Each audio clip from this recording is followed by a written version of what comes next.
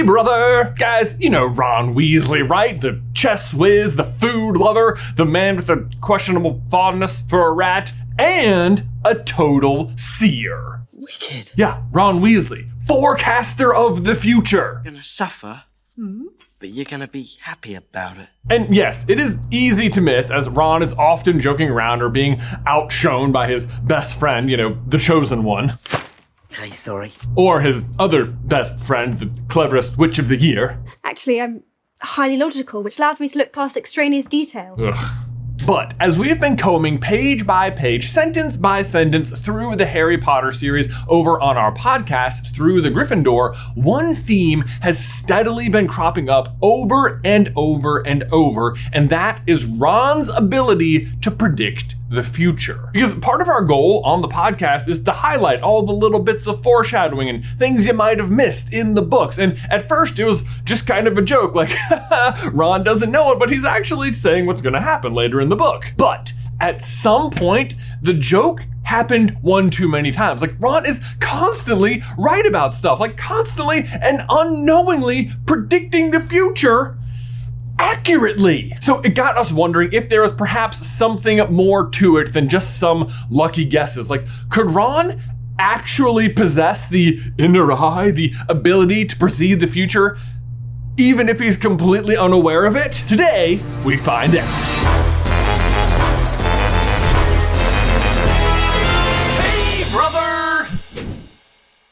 Okay, so can Ron see the future? Well, the tricky bit is that we really only have one other seer to compare him to, and that's Trelawney. We know for sure she can see the future. The only real problem is that she's not, totally aware of it.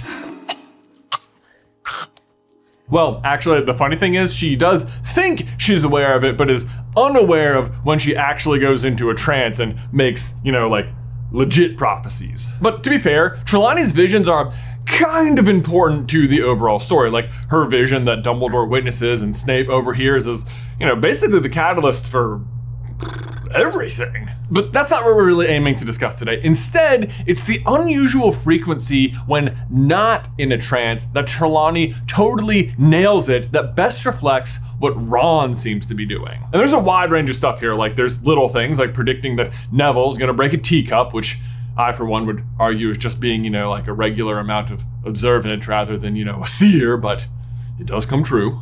After you've broken your first cup, would you be so kind as to select one of the blue pattern ones? I'm rather attached to the pink. Sure enough, Neville had no sooner reached the shelf of teacups when there was a tinkle of breaking china. Seems like if you're a witch, you could just repair the broken teacups, but what do I know? But it goes much bigger than that. In fact, literally everything Trelawney predicts will happen does. Often not in ways that she is aware of, and often her own interpretation of the future is wrong, but what she says does happen. Probably my favorite example is when she arrives at the Christmas feast in Prisoner and says, I dare not, headmaster. If I join the table, we shall be 13. Nothing could be more unlucky. Never forget that when 13 dine together, the first to rise will be the first to die. What she does not realize, though, in that scene is that she is actually the 14th person at the table, because at that moment, Peter is with Ron disguised as Scabbers. So when she enters the room, guess who's the first one to rise when there are actually 13 people at the table? Sybil, this is a pleasant surprise, said Dumbledore, standing up. Ah, butts. Does that mean Peter gets credit for Dumbledore? That one even gets crazier, because as Dumbledore's death draws closer in Half-Blood Prince, it's almost as if she cannot avoid this prediction. Again and again, no matter how I lay them out. And she pulled a card dramatically from underneath her shawls. The lightning-struck tower, she whispered. Calamity, disaster, coming nearer all the time. If anyone's looking to cast Trelawney for the upcoming TV series, I'm available. J for Trelawney, put it in the comments. But that happens in chapter 25 of Half-Blood Prince, and chapter 27 is actually titled The Lightning-Struck Tower, and is the scene of Dumbledore's death. Point is, even when she's wrong, she's right. Even when she doesn't know what it means, she's right, and Ron is much the same way, so let's shift gears and go to some of his examples. The first one, very fittingly, happens almost immediately upon entering Hogwarts, before they've even tried on the sorting hat. In fact, it's part of everyone wondering what they'll have to do to get sorted into their houses. McGonagall finally tells them that all they have to do is put on the hat, and Ron says, "I'll kill Fred. He was going on about wrestling a troll." Now, obviously, they don't have to wrestle a troll to get sorted, but Harry, Ron, and Hermione do go on to fight a troll later that year. And not for nothing, but it's this very thing that unites the trio as BFFs for life. Best friends forever for life, I guess, is how I wrote it.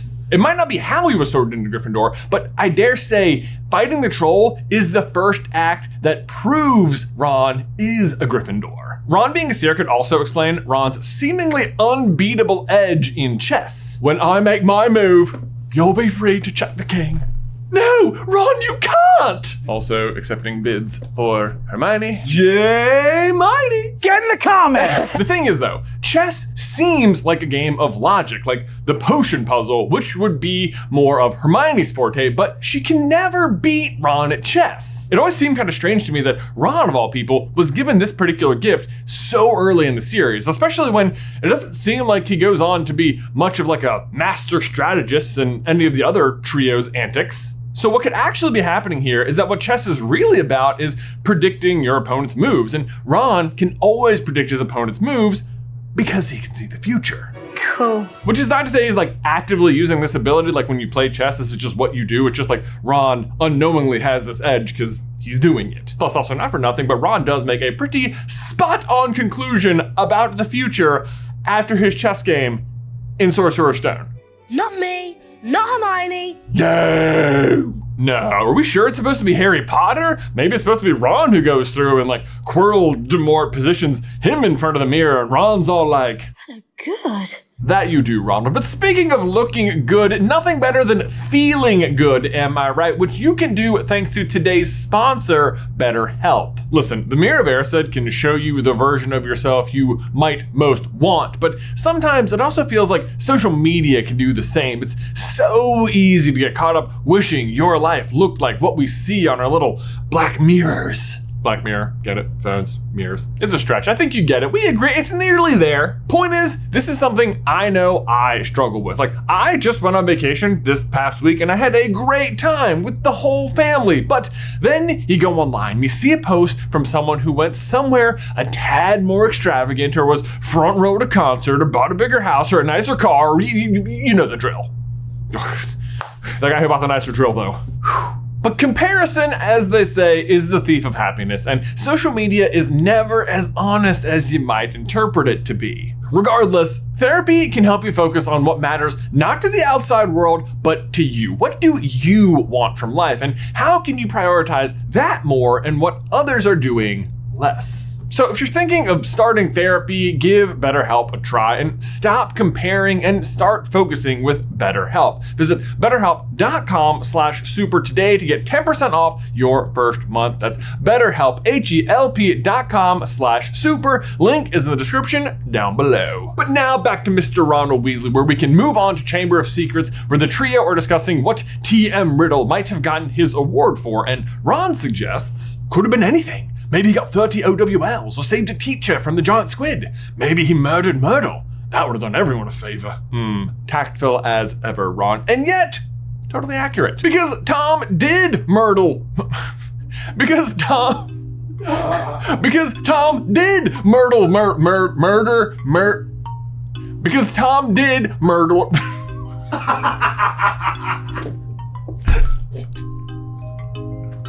It's not that hard. Because Tom did murder.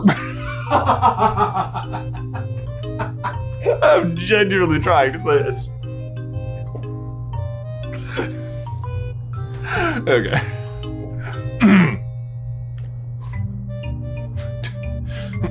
Because Tom did murder Myrtle. Because Tom did murder Myrtle and then framed Hagrid for it and positioned himself as the hero for which he won his award. So yes, in a way, Tom did get the award for murdering Myrtle. Or like murdering murder. Murdering murder. He murdered that murder. Ron also correctly predicts in chamber that Lockhart is a fraud. And, who am I? Rubbish, said Hermione. You read his books. Look at all those amazing things he's done. He says he's done, said Ron. Although, to be fair, that one is pretty obvious. Less obvious, though, are certain foreboding objects that Ron just has correct instincts about, including, first, the Mirror of Erised. I know what you're thinking about, Harry. That mirror. Don't go back tonight. I've just got a bad feeling about it. Sure enough, Dumbledore goes on to tell Harry that men have lost their minds and wasted away in front of the mirror, basically proving Ron's very point. Yes, it's fascinating, but therein lies the danger. Ron also has the correct read on the diary. Huh? Pun intended. A small, thin book lay there. It had a shabby black cover and was wet as everything else in the bathroom. Harry stepped forward to pick it up, but Ron suddenly flung out an arm to hold him back. What? Said Harry. Are you crazy? Said Ron. It could be dangerous. But in that moment, there's really not any particular reason to believe this old book in particular would be dangerous. But it is about as dangerous as they come, and ultimately becomes the first thread Dumbledore uses to unravel Voldemort's claim to immortality. And Ron knows right away. Heck, fast forwarding to Deathly Hallows, Ron even correctly and unbelievably predicts the taboo on Voldemort's name. I can't guarantee it'll keep out Vold. Don't say the name! Ron cut across her, his voice harsh.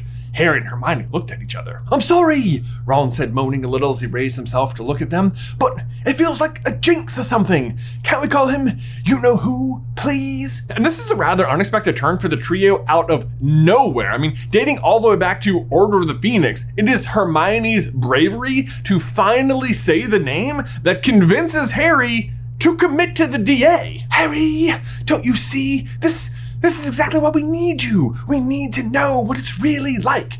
Facing him, facing Voldemort. It was the first time she'd ever said Voldemort's name, and it was this, more than anything else, that calmed Harry. And yet, here they are, actively and very specifically hunting you-know-who himself, and now is the moment to throw on the brakes? But the thing is, Ron is totally right about the name being jinxed. Forever, people didn't say Voldemort's name simply out of fear. It's not until the circumstances they're currently in that it's actively been tied to the taboo. Honestly, maybe what I find the most interesting as we sort through all of these happenings is how closely many of them seem to tie back to Voldemort in particular. Sorry, you-know-who in particular. Tom Riddle's real identity, though they don't know it at the time, is of course actually that of Voldemort, and he is responsible for the death of Moaning Myrtle, her murder. The diary is of course one of Voldemort's Horcruxes and extremely dangerous. The Mirror of Erised is being used to defend the Philosopher's Stone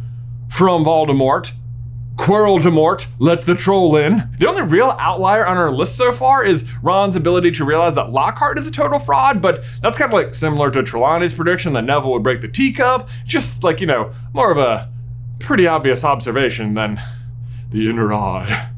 Can everybody see me? But speaking of Trelawney again, how does Ron the Seer do in her class? Because you'd think great, and yet most of the time he's just bored out of his mind. And yet, despite his poor performance in class, he and Harry are spot on the money several times. In fact, Ron's very first two predictions in divination about Harry's tea leaves are, 1, maybe you're going to work for the ministry, which Harry does go on to do. He becomes an Auror after the books. And his next one is that Harry will be the recipient of a windfall of unexpected gold. And indeed, 1 year later, Harry wins the 1,000 galleon prize at the Triwizard Cup. But his big divination predictions are next year when he and Harry are just, making up their homework. Okay, on Monday, I'll be in danger of, burns. Yeah, you will be, said Ron darkly. We're seeing the Scroots again on Monday. So to be fair, this is Harry's prediction, but it is Ron's confirmation of the prediction. And while it is accurate about the Scroots, it's even more accurate about the upcoming dragon task. They just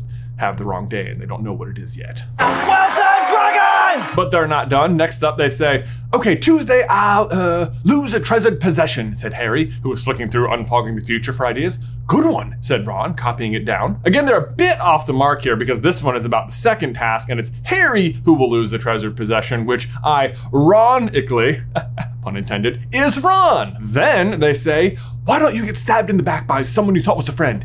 Yeah, cool, said Harry, scribbling it down. This one actually could be about Ron himself, who gets all, like super fussy with Harry after his name gets pulled out of the Goblet of Fire, but I think it's actually more accurately about Mad-Eye Moody, whom Harry trusts, but turns out to be Barty Crouch Jr. in disguise. But Ron actually doubles down on this one later when talking to Sirius in the cave. Oh, give it a rest, Hermione. I know Dumbledore's brilliant and everything, but that doesn't mean a really clever dark wizard couldn't fool him. Oh, he's actually accusing Snape in the moment, but either way, he's ultimately right. But seriously though, Ron, like, spoilers much? That's like the plot of the rest of the book. Or actually, no, it's not. But don't worry, Ron's not done. He and Harry finish off their homework with, on Wednesday, I think I'll come off worst in a fight. And this one's looking way ahead to the graveyard and predicts Harry's narrow escape from Voldemort after, for sure, coming off worse in the fight. Do you see what I'm getting at? Like, it is unbelievable. And the crazy thing is, though, is that if it's true, if Ron is a seer, nobody in the story is aware of it at all, which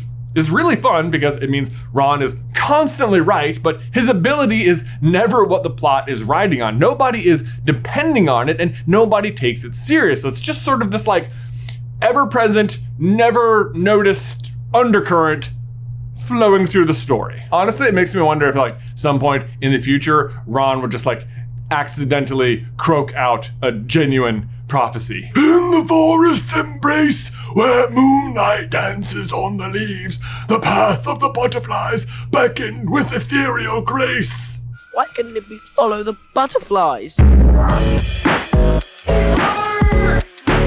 Guys, thanks as always for watching today's video. Don't forget to leave a like on it if you haven't already, and ding that bell so you don't miss any future Harry Potter action from us. If you want to check out our podcast, Through the Griffin Door, a chapter-by-chapter read-through and dissection of the entire Harry Potter series, you can click this video right here. But Ben, otherwise, I will see you in another life, brother.